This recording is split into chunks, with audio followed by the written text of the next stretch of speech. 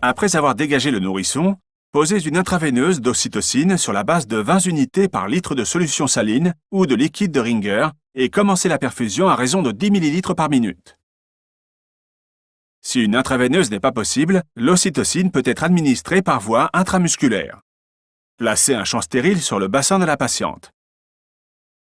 Munissez-vous ensuite d'une bassine que vous placerez entre le lit et votre hanche afin de dégager vos mains. Clampez le cordon ombilical aussi proche que possible du périnée.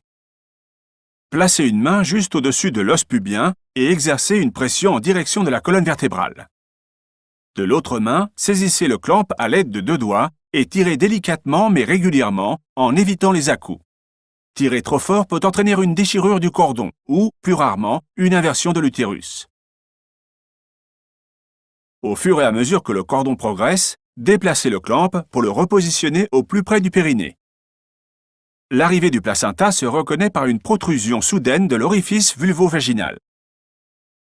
Lorsqu'il est dégagé, saisissez le placenta avec les 2 mains et effectuez un mouvement de rotation dans le sens de votre choix.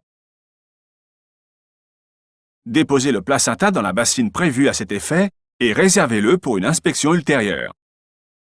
Examinez le périnée à la recherche d'éventuelles lacérations nécessitant d'être suturées. Massez le fondu souterrain afin de vérifier le bon tonus de l'utérus et de contrôler les saignements. Si nécessaire, effectuez un massage à 2 mains.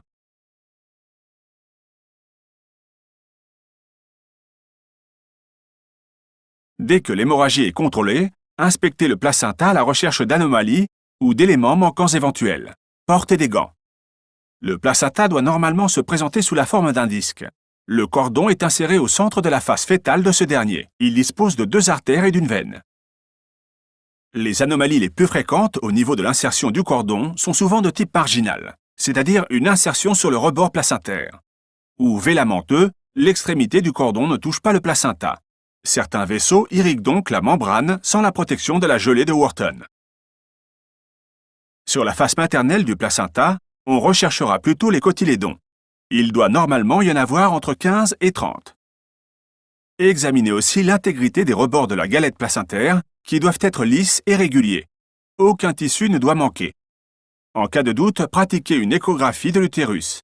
En cas de forte suspicion, balayez l'utérus manuellement après avoir administré une quantité suffisante d'antalgiques. Effectuez ensuite une échographie si vous suspectez encore qu'une partie du placenta n'a pas été dégagée.